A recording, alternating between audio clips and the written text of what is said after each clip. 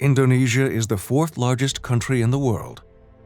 A third of all Indonesian children are malnourished and suffer from stunting, also known as stunted growth.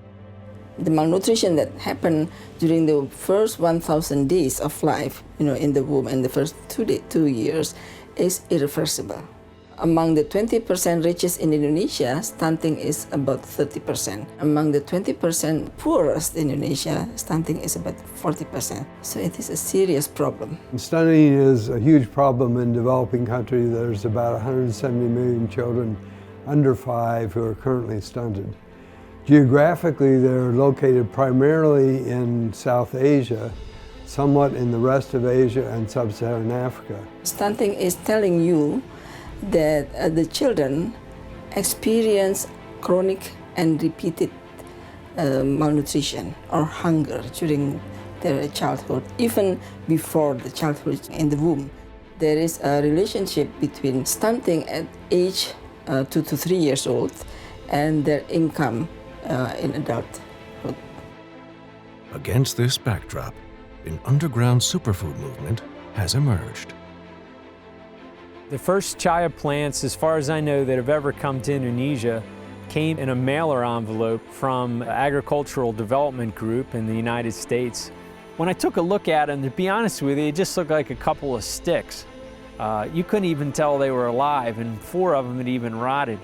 But it turns out they were indeed alive, and they became the beginning of literally a whole movement of nutritious food going across this, the 4th largest country in the world, Indonesia, from those 2 initial sticks.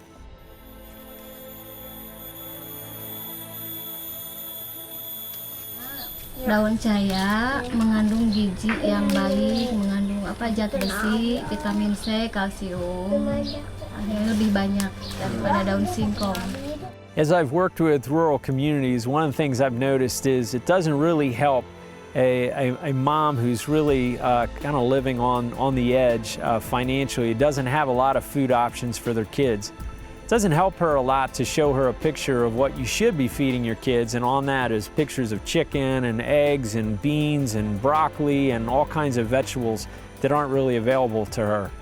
But what gives tremendous benefit is to be able to give her a chaya stalk and have her plant that around her house and be able to pull those leaves off and cook them. That's a way that she can take something that's reachable, it's workable, it's doable for her, it doesn't cost her anything, and she right there can start improving the diet of not just her children, but her whole family. Imagine having a leaf that was right in your front yard, you didn't have to purchase it, and you could pick it pretty much every day if you'd like to, and that would add a source of protein and vitamin A and calcium and other vitamins and minerals to your diet without buying it, without having any complicated cooking procedure, and it tastes good. That's something that could help a family's nutrition at essentially no cost, and it's spreading on its own because there's no requirement from any technical personnel to do anything. You just cut a stalk, stick it in the ground, and it'll grow. Follow the spread of a superfood in a place where many are living on the edge, where a pound of broccoli can cost almost a day's wage. Kami tuang daging seminggu sekali. Paling 1 bulan 2 kali, daging ayam aja. Kenapa Pak hanya konsumsi daging jarang sekali dalam sebulan? Kan pekerjaan Bapak cuman begini, cuman kuli. Jadi nggak punya uang dari mana gitulah. Can an overlooked plant make an impact on an entire nation? From 2 sticks. Coming 2016.